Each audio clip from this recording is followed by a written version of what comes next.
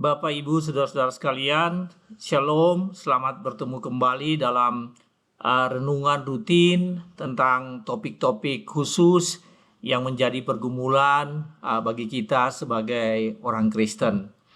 Nah, beberapa hari yang lalu saya share dalam bentuk renungan kepada kita semua dalam suatu renungan dengan judul Supremasi Bahasa Kasih, yang diambil dari 1 Korintus perikop 1 Korintus 13 ayat 1 sampai 4, di mana saya jelaskan tentang kebenaran bahwa kasih harus mendasari, harus menjadi guidance, harus menjadi motivasi bila kita memiliki karunia berbicara, karunia bernubuat, dan karunia memberi amal.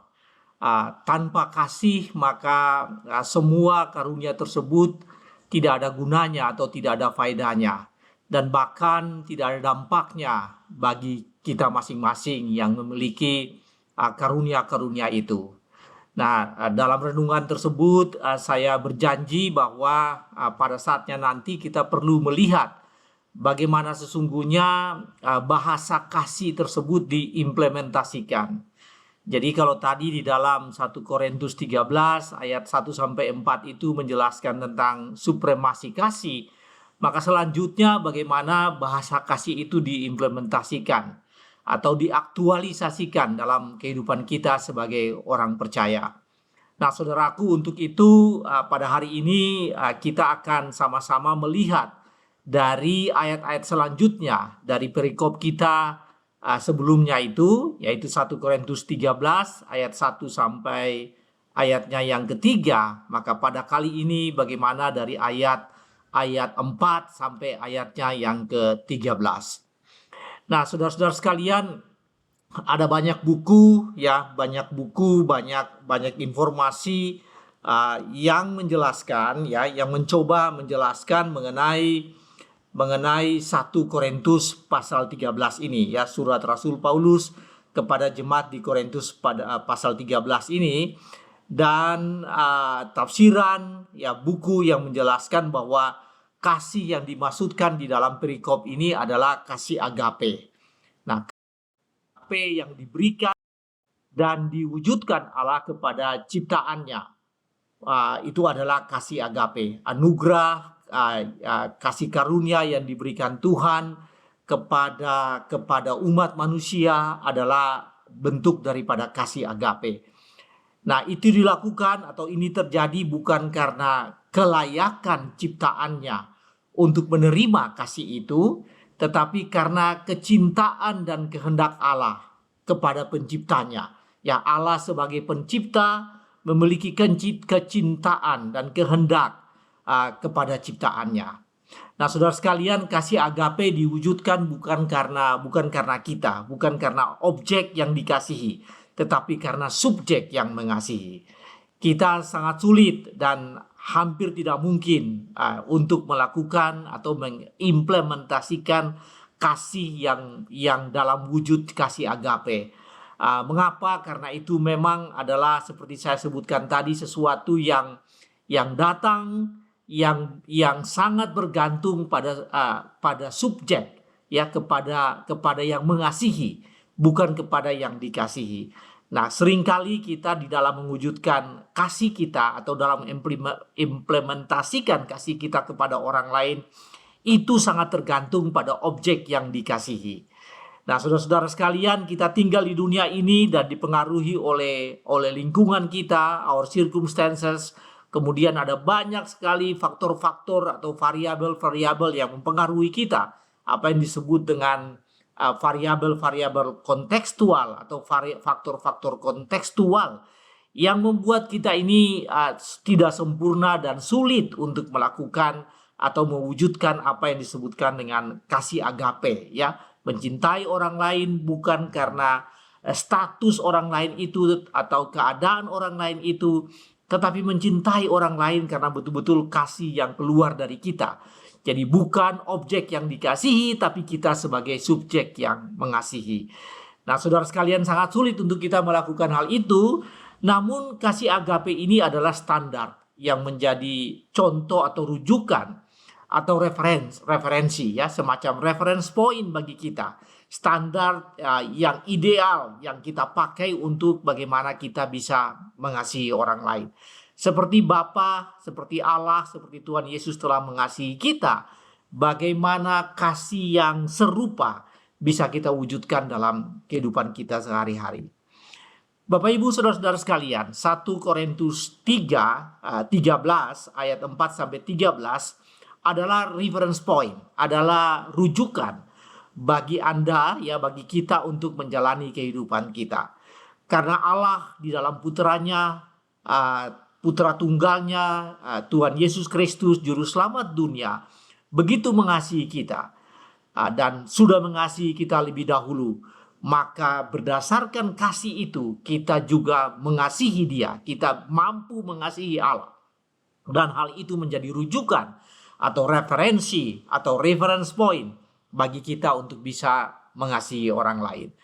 Bapak Ibu Saudara-saudara sekalian, hari ini kita akan lihat sekali lagi, tadi saya sebutkan dari 1 Korintus 13 ayat 4 sampai 13 yang merupakan wujud atau gambaran ya tentang bagaimana kasih agape itu dipraktekkan oleh kita dan digunakan sebagai reference point atau rujukan bagi kita untuk mengasihi orang lain. Nah, Bapak Ibu Saudara-saudara sekalian, kita akan baca dari 1 Korintus pasal 13 ayat 4 sampai 13 yang demikian bunyinya. Kasih itu sabar, kasih itu murah hati, ia tidak cemburu, ia tidak memegahkan diri dan tidak sombong. Ia tidak melakukan apa yang tidak sopan dan tidak mencari keuntungan diri sendiri. Ia tidak pemarah dan tidak menyimpan kesalahan orang lain. Ia tidak bersuka cita karena ketidakadilan, tetapi karena kebenaran. Ia menutupi segala sesuatu, percaya segala sesuatu, mengharapkan segala sesuatu, sabar menanggung segala sesuatu. Kasih tidak berkesudahan, nubuat akan berakhir, bahasa roh akan berhenti, pengetahuan akan lenyap. Sebab pengetahuan kita tidak lengkap dan nubuat kita tidak sempurna. Tetapi jika sempurna, yang sempurna tiba, maka yang tidak sempurna itu akan lenyap. Ketika aku kanak-kanak, aku berkata-kata seperti kanak-kanak, aku merasa seperti kanak-kanak, aku berpikir. Sekarang aku menjadi dewasa, aku meninggalkan sifat kanak-kanak itu. Karena sekarang kita melihat dalam cermin suatu gambaran yang samar-samar, tetapi nanti kita akan melihat muka dengan muka. Sekarang aku hanya mengenal dengan tidak sempurna, tetapi nanti aku akan mengenal dengan sempurna seperti aku sendiri dikenal.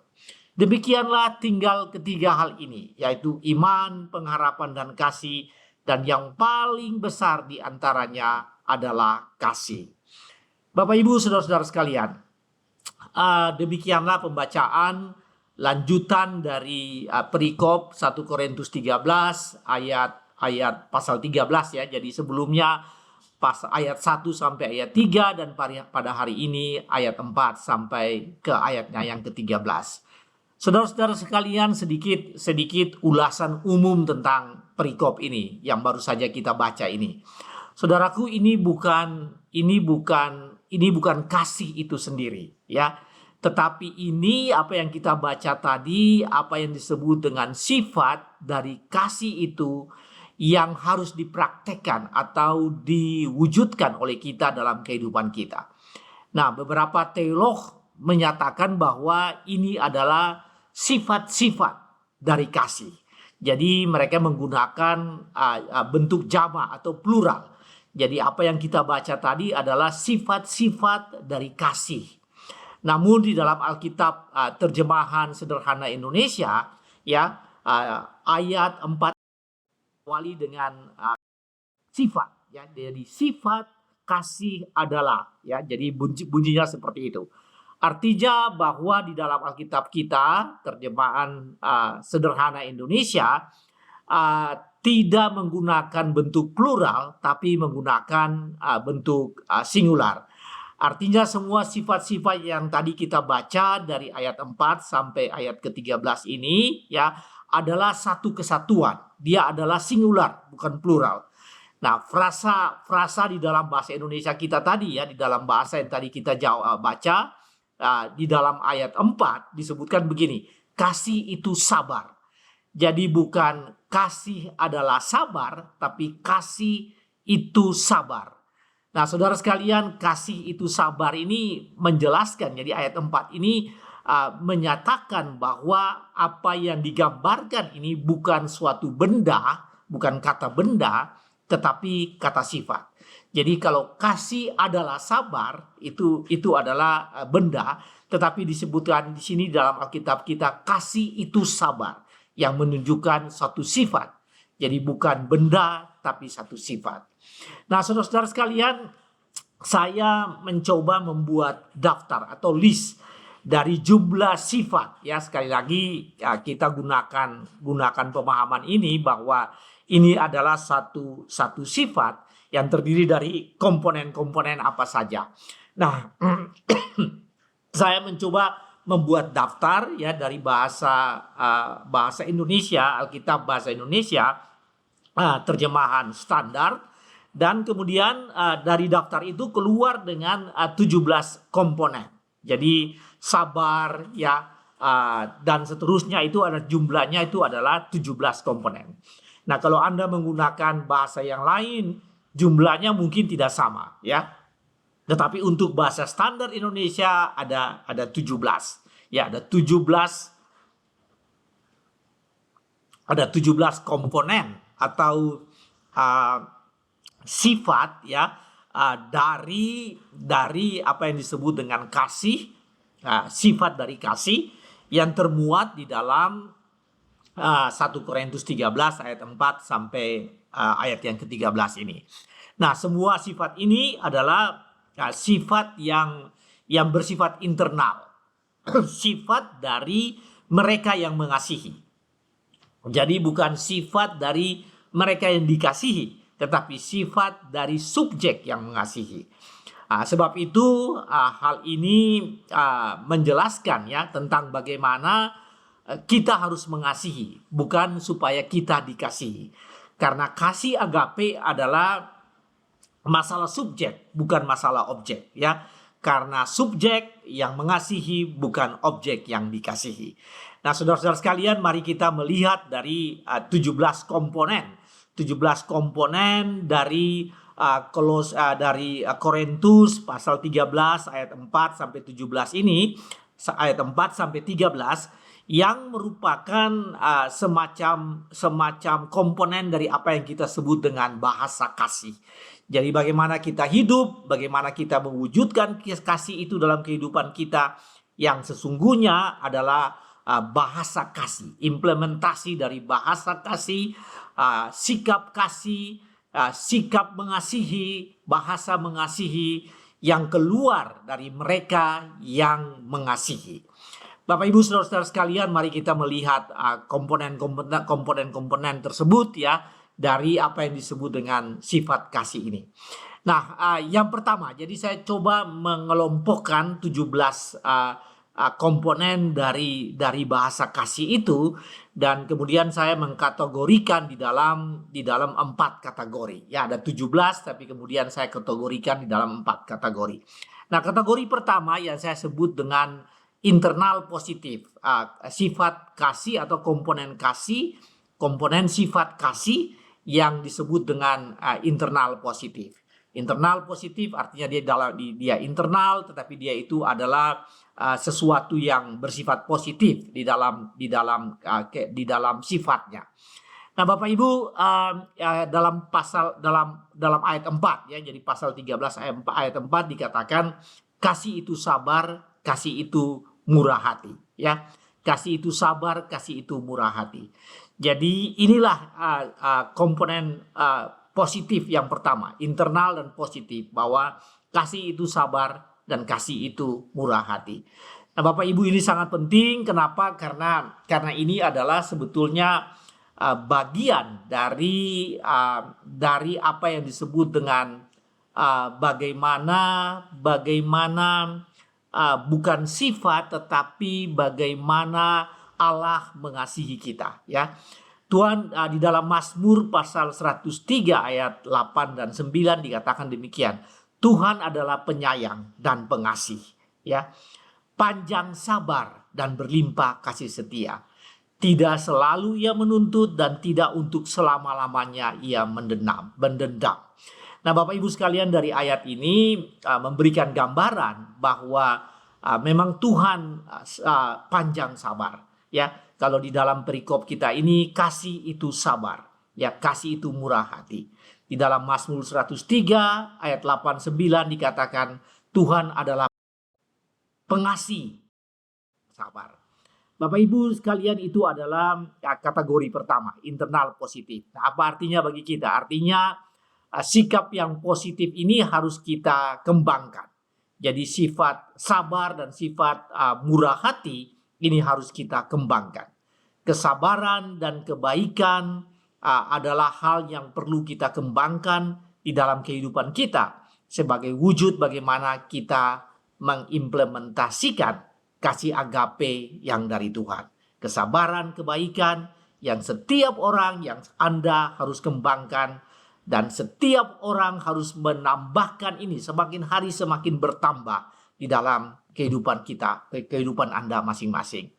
Saudara, sifat yang kedua, sifat kasih kategori yang kedua yang saya sebutkan dengan, kalau tadi internal positif, yang kedua internal non negatif. Ya, saya sengaja menggunakan kata-kata ini, ya, internal non negatif, berdasarkan atas sifat yang memang kita lihat di dalam ayat-ayat ini, ya, komponen sifat yang kita lihat di dalam ayat-ayat ini. Saudara, non negatif yang pertama dikatakan begini, ia tidak cemburu, ya, ia tidak cemburu. Yang kedua, ia tidak memegahkan diri di dalam ayat 4. Yang ketiga tidak sombong. Jadi tidak cemburu, tidak memegahkan diri, dan tidak sombong. Saudara, apa arti tidak cemburu? Tidak cemburu di sini bukan berarti cemburu seperti Anda cemburu karena cinta, ya, bukan itu maksudnya. Tetapi cemburu yang dimaksudkan di sini yaitu bahwa kasih itu tidak iri hati, ya. Tidak iri hati artinya tidak timbul rasa cemburu dalam kehidupanmu atau iri hati karena kamu melihat orang lain, ya, memiliki atau mempunyai atau dengan status tertentu. Jadi karena itu maka timbul rasa cemburu. Nah, inilah sifat pertama, sifat dari yang disebut dengan non negativity atau non negatif ini, yaitu tidak cemburu. Yang kedua adalah tidak memegahkan diri. Nah, saudara, tidak memegahkan diri berarti tidak membesar-besarkan dirinya. Kasih itu tidak membesar-besarkan dirinya, menganggap dirinya yang paling besar, menganggap dirinya yang paling hebat. Nah, saudara, seringkali prestasi kita hanya setumit, tetapi ceritanya sebukit atau bahkan selangit. Jadi prestasinya kecil tapi kita membangga-banggakan itu. Kita menganggap diri kita ini paling hebat, kita menganggap diri kita ini jauh lebih besar daripada yang lain, yang pada kenyataannya tidak sedemikian. Jadi kita memegahkan diri kita. Kita mampu, kita yang lebih baik dari yang lain, padahal sebetulnya kemampuan dan kebaikan kita itu tidak ada apa-apanya. Jadi sifat yang kedua, memegahkan diri. Yang ketiga, saudara sekalian, tidak sombong. Non negativity yang berikut adalah tidak sombong. Kasih itu tidak sombong. Nah, kesombongan yang membuat banyak orang jatuh, dan kadang-kadang memang kita ini sombong dalam arti bukan membanggakan, tetapi kita pada kenyataannya menganggap, ya, bahwa kita ini unggul daripada yang lain, ya, lebih baik, lebih unggul daripada yang lain. Nah, itu karena kita menilai diri kita lebih unggul dari yang lain, lalu muncul apa yang disebut dengan kesombongan. Bapak Ibu, kesombongan sangat banyak dibahas di dalam Alkitab, terutama di dalam Amsal, ya. Salah satu pasal ayat dalam Amsal, yaitu dalam Amsal 16 ayat 5 dikatakan Tuhan membenci orang sombong. Dia tidak membiarkan mereka terlepas daripada hukuman. Jadi kalau orang sombong terjerat dalam hukuman, maka Tuhan tidak akan menolong mereka. Nah, saudara, apa aplikasinya? Apa artinya bagi kita? Pesannya yaitu bahwa sifat kasih yang non negativity ini perlu kita pertahankan. Sifat ini harus ada dalam kehidupan kita dan tidak boleh kita tinggalkan. Tidak cemburu, tidak memegahkan diri, dan tidak sombong, itu harus tetap kita pelihara dalam kehidupan kita. Pertahankan itu, jangan kita menjadi sebaliknya, cemburu, memegahkan diri, dan sombong. Itu tidak boleh terjadi. Yang terjadi yaitu kita harus tetap mempertahankan tidak cemburu, tidak membesar-besarkan diri kita, tidak menganggap diri kita paling hebat, dan tidak sombong. Bapak Ibu, itu adalah yang kedua, ya. Kelompok yang ketiga dari 17 komponen dari kasih yang terdapat dalam perikop ini, yang saya sebutkan dengan kelompok yang bersifat internal out, ya. Kasih yang internal out. Internal out ini apa? Artinya kasih yang memang internal, tetapi di dalam implementasikannya dia lebih banyak berkaitan dengan orang lain. Jadi kalau tadi yang pertama internal positif, yang kedua adalah internal non negativity, yang ketiga ini adalah sifat kasih yang internal, tapi kemudian implementasikannya itu tergantung pada bagaimana hubungan kita dengan orang lain, bagaimana kita menilai orang lain, bagaimana kita menganggap orang lain. Nah, Bapak Ibu saudara-saudaraku, ini adalah kategori yang ketiga. Di dalam ayat 5 dikatakan begini, ia tidak melakukan yang tidak sopan. Apa artinya ini? Ia tidak melakukan yang tidak sopan. Artinya tidak berbuat kasar. Hal-hal yang tidak baik tidak dilakukannya. Ya. Kemudian dikatakan ia tidak mencari keuntungan diri sendiri. Nah, keuntungan diri sendiri artinya self-orientation, self-seeking. Kita hanya mencari kepentingan diri kita sendiri. Atau Anda hanya mencari kepentingan Anda sendiri. Itu yang disebut dengan mencari keuntungan diri sendiri. Dengan cara apa? Dengan cara mengorbankan orang lain. Dengan cara bagian orang lain tidak diindahkan atau diperhitungkan. Nah, ini yang disebut dengan mementingkan diri sendiri, mengorbankan orang lain demi kepentingan diri sendiri. Jadi kasih yang internal out ini adalah kasih yang seperti tadi, tidak melakukan hal yang tidak sopan, tidak mencari keuntungan diri sendiri. Nah, yang lain saudara-saudara sekalian, di dalam ayat 5 dikatakan kasih itu tidak pemarah, ya, tidak pemarah. Saudara, pemarah itu beda dengan marah, ya. Pemarah artinya sifat seseorang yang sifatnya atau kerjaannya hanya marah-marah melulu. Itu yang disebut dengan pemarah. Artinya bahwa kasih itu tidak gampang marah. Artinya harus sabar dan tidak boleh emosi yang meledak-ledak di berbagai tempat, dalam berbagai circumstance atau dalam berbagai keadaan. Jadi memang tidak boleh marah. Pemarah yang sering marah-marah dan kadang-kadang tanpa alasan, dan itu bukan merupakan sifat atau komponen dari kasih. Yang berikut saudara sekalian, dalam ayat 5 dikatakan kasih tidak menyimpan kesalahan orang lain. Nah, apa arti menyimpan kesalahan orang lain? Artinya mengingat-ingat kesalahan orang lain. Mungkin orang lain berbuat salah terhadap diri kita sudah begitu lama. Kita sudah memaafkan, tetapi kemudian kita tidak bisa melupakan itu. Kita selalu mengingat-ingat, mengungkit-ungkit. Dan apabila berhubungan dengan orang itu, kita selalu mengangkat atau mengungkit-ungkit kesalahan mereka sebagai basis justifikasi kita pada hari ini. Nah, saudara, itu juga tidak boleh ada apa yang disebut dengan kasih yang tidak menyimpan kesalahan orang lain. Jadi itu tidak boleh terus kita ingat. Begitu diampuni, begitu kita melakukan pengampunan atau kita mengampuni, maka itu harus dilupakan, total dilupakan dari memori kita. Jadi tidak menyimpan kesalahan orang lain. Saudara, yang masuk dalam komponen internal out ini juga terdapat dalam ayat 6. Dikatakan begini, ia tidak bersuka cita karena ketidakadilan. Jadi kasih tidak bersuka cita, tidak merasa senang atas ketidakadilan, ya. Tidak bersuka cita melihat orang lain melakukan hal yang jahat. Nah, mungkin Anda sering menonton TV dan melihat berita-berita yang buruk, ya, berita-berita seperti korupsi, kekerasan dan lain-lain. Nah, harusnya kita merasa sedih, kita merasa prihatin, bukan sebaliknya kita mensyukuri apa yang terjadi. Jadi, sifat kasih atau komponen kasih yang berikut yaitu tidak bersuka cita karena yang lain, saudara-saudara sekalian, dikatakan begini, tetapi bersuka cita karena kebenaran.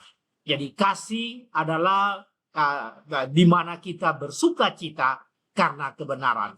Ini artinya kita senang melihat orang lain melakukan kebenaran, ketika senang melihat orang lain melakukan hal yang baik, senang melihat prestasi orang dan menghargai mereka karena prestasi dan perbuatan baik mereka. Bapak Ibu, kalau kita sekarang ini sebaliknya, ya, banyak di antara kita ini sebaliknya. Kita senang melihat orang lain susah, sebaliknya kita susah kalau melihat orang lain senang. Nah, saudara, ini apa artinya bagi kita? Artinya bahwa sifat ini harus diperluas, ya, karena dia ini adalah internal out, maka sifat ini harus diperluas, diekspansi agar orang lain semakin merasakan dampak dari sifat kasih ini. Bapak Ibu sekalian, itu yang ketiga. Dan yang keempat, ya, sifat yang keempat yang kita sebut dengan kategori keempat yang disebut dengan universal dan abadi. Jadi komponen dari 17 komponen itu, ya saudara sekalian, ada komponen-komponen yang bersifat universal dan abadi. Dan karena itu harus makin diakselerasikan, ya, makin diperluas, makin diperbesar dan dipertahankan karena sifatnya yang universal dan abadi. Saudara, saya ingin membaca itu sifat kasih tersebut dari ayat 13, pasal 13 ayat 7, ya. Ayat 7 mengatakan demikian. Kasih menutupi segala sesuatu. Always protect. Kasih selalu memproteksi. Kasih itu begitu kuat sehingga bisa tahan dalam menghadapi segala sesuatu. Itu yang dimaksudkan dengan kasih menutupi segala sesuatu. Kasih percaya segala sesuatu. Always trust. Selalu siap untuk percaya hal-hal yang baik dan tidak memiliki negative thinking. Ya, kasih tidak memiliki negative thinking. Selalu positive thinking. Berpikir tentang hal yang positif terhadap orang lain yang melakukan banyak hal bagian mereka, dan kita harus selalu berpikir positif terhadap hal-hal yang terjadi di luar kita, ya. Yang itu yang disebut dengan percaya segala sesuatu. Siap berpikir positif, always trust terhadap apa yang dilakukan oleh orang lain. Kasih mengharapkan segala sesuatu, berharap segala sesuatu, atau always hope. Selalu berharap yang terbaik untuk orang lain, ya. Dan kasih sabar menanggung segala sesuatu. Always persevere, ya. Persevere ini artinya dia sabar, dia siap, ya, menanggung segala sesuatu yang terjadi di luar kita mampu memiliki endurance atau daya tahan untuk menghadapi berbagai hal yang terjadi di luar kita. Itu yang disebut dengan sanggup menanggung segala sesuatu. Bapak Ibu, di ayat yang ke-8 dikatakan begini, kasih tidak berkesudahan. Kasih tidak berkesudahan, tidak pernah habis kepentingannya, selalu relevan apapun situasi, lingkungan, budaya, kejadian-kejadian yang terjadi di luar. Tetapi kasih selalu tidak berkesudahan. Kasih tidak berkesudahan. Kasih selalu relevan dengan berbagai hal di mana Anda dipanggil, kita dipanggil untuk menerapkan kasih itu. Nah, saudara, ini yang dimaksudkan di sini yaitu keadaan apapun, dalam kondisi apapun, kasih itu perlu ada. Oleh karena itu dia tidak berkesudahan, tidak habis, tidak lenyap, tetapi selalu bisa diaplikasikan dalam keadaan dan dalam lingkungan yang bagaimanapun. Saudara, apapun lingkungannya, apapun circumstance, keadaan dari kita, maka kasih bisa diaplikasikan. Bapak Ibu, dalam ayat 13 dikatakan demikian, bahwa tinggal 3 hal, yaitu iman, pengharapan, dan kasih. Dan yang paling besar diantaranya ialah kasih. Nah, ini dimaksudkan begini, bahwa kasih akan selama-lamanya ada. Ketika kita sudah bersama Bapa di sorga, maka iman kita sudah selesai, ya, karena kita berada bersama Bapa dengan di surga.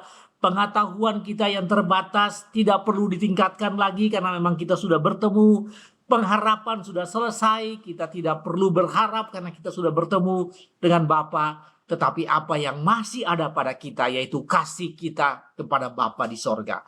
Jadi kasih tidak akan lenyap, yang lain akan berlalu, yang lain akan lenyap, tapi kasih tidak akan lenyap, kasih tidak berkesudahan. Tetapi juga ada pengharapan, ada iman, dan ada kasih. Tetapi yang paling utama, yang paling tetap perlu ada dalam kehidupan kita yaitu kasih. Bapak Ibu saudara-saudara sekalian, apa artinya bagi kita? Artinya bahwa Anda harus mengamini, Anda harus percaya ini, bahwa sebagai kebenaran, kalau kita mengasihi, kalau kita mengasihi orang lain, maka adalah wajib bagi kita untuk mempertahankan itu dalam kehidupan kita, lingkungan kita yang berada di tengah-tengah lingkungan kita ini. Kita wajib mempertahankan kasih, karena kasih itu bersifat universal dan non-temporal. Non-temporal artinya hanya terpisah-pisah pada waktu-waktu tertentu saja, tetapi dari pelajaran, dari sifat kasih yang kita belajar ini, maka kasih yang universal itu adalah jawaban bagi kita untuk menjawab berbagai tantangan. Saudara, Anda harus mengamini, Anda harus percaya, Anda harus menerima sebagai suatu kebenaran bahwa kalau kita mengasihi orang lain, maka kita akan masuk dalam suasana di mana kita hidup di dalam hal yang tidak berkesudahan, bersifat universal dan non-temporal, tidak berkesudahan, karena kasih tidak berkesudahan. Saudara, Anda harus menerima sifat kasih yang universal dan abadi sebagai basis bagi Anda untuk melakukan dan mewujudkan kasih yang secara praktis setiap hari. Saudara, ini maksudnya begini, karena kasih tidak berkesudahan, karena kasih bersifat universal, maka kita harus merupakan bagian dari itu dalam rangka kita mewujudkan kehidupan kita setiap hari. Dalam rangka kita bisa mengasihi orang lain setiap hari, maka kita harus berada dalam sifat kasih atau komponen kasih yang universal dan abadi tersebut. Bapak Ibu saudara-saudara sekalian, demikianlah kategori dari 17 komponen kasih yang berada di dalam 1 Korintus pasal 13 ayat 4 sampai 13, ya. Jadi kalau di dalam 1 Korintus 13 ayat 1 sampai 3 kita belajar tentang supremasi kasih, maka pada ayat 4 sampai 13 ini kita belajar tentang bagaimana komponen atau dari sifat kasih tersebut, ya. Dan sifat kasih tersebut seperti tadi saya sebutkan adalah bagaimana kasih agape digunakan sebagai standar atau reference point atau rujukan bagi kita di dalam menjalani kehidupan kita sehari-hari, yaitu mengasihi orang lain. Bapak Ibu saudara-saudara sekalian, apa artinya bagi kita? Jadi sebagai kesimpulan bagi kita, sesuatu yang bisa kita pegang, kita ambil dari pelajaran dari 1 Korintus 13 ayat 4 sampai 13 ini. Yang pertama tentu tidak mungkin, ya, agak sulit bagi kita, ya. Tentu Anda tidak akan mampu melakukan sifat-sifat kasih yang tadi kita uraikan itu secara utuh dan dengan sempurna, ya. Pasti kita punya kelemahan, ya. Namun demikian kita harus berupaya supaya kesempurnaan itu kita peroleh, ya. Kita harus berjalan menuju pada kesempurnaan. Sekali lagi saya ingin mengatakan bahwa ke-17 komponen dari kasih tersebut ya yang harus diwujudkan, ini adalah rujukan, ini adalah standar kesempurnaan dalam berbahasa kasih. Saudara, saya senang menggunakan kata ini, standar kesempurnaan dalam bertingkah laku kasih, dalam berperilaku kasih, tetapi juga kita sering dengar dalam berbahasa kasih. Nah, saudara, kita masuk dalam proses yang disebut dengan proses belajar, ya. Makanya di dalam lagu-lagu yang sering kita dengar, ya, ajarilah kami bahasa kasih-Mu agar kami dekat padamu ya Tuhanku. Jadi kita mohon dari Tuhan bahwa kita belajar untuk mencapai kesempurnaan tadi, untuk mencapai kedekatan, semakin hari semakin dekat dengan Allah. Yaitu apa? Yaitu mewujudkan kasih yang memiliki standar yang tinggi ini di dalam kehidupan kita sehari-hari. Bapak Ibu, secara praktis apa yang bisa kita lakukan? Secara praktis yang bisa kita lakukan yaitu kita membuat checklist, ya. Kita membuat checklist atau daftar di mana kita bisa tahu apa yang harus kita lakukan, ya. Dan kemudian evaluasi. Setiap hari melakukan evaluasi apa yang sudah kita selesaikan. Saya kasih contoh, andai kata kita masih belum bisa menerima kenyataan kalau orang lain berbahagia. Tadi dikatakan kita harus berbahagia melihat orang lain berbahagia. Nah, kalau kita tidak bisa melihat orang lain berbahagia, kalau kita cemburu, ya, kita tidak bisa, kita iri hati terhadap orang lain yang memang dalam kondisi dan status yang baik, maka action plan kita yaitu Anda harus banyak bersyukur. Anda harus banyak bersyukur, dan dengan rasa syukur itu, ya, kita makin hari makin bisa mendapatkan kebahagiaan dalam diri kita sendiri. Kemudian kita tiba pada level di mana kita tidak iri hati terhadap orang lain. Nah, saudara, action plan seperti ini perlu ada dalam kehidupan kita. Dengan demikian kita memperbaiki hidup kita setiap hari. Kita jadikan 1 Korintus 13 ini sebagai reference point, titik rujukan bagi kita dalam mengembangkan kehidupan kita yang mengasihi orang lain. Bagaimana kita mentransfer kasih agape menjadi kasih yang bisa diwujudkan dalam kehidupan kita sehari-hari. Saudara, Tuhan berkati saudara, kiranya firman Tuhan ini memberkati Anda dan menjadi pegangan bagi Anda dalam menjalani kehidupan ini. Tuhan berkati. Amin.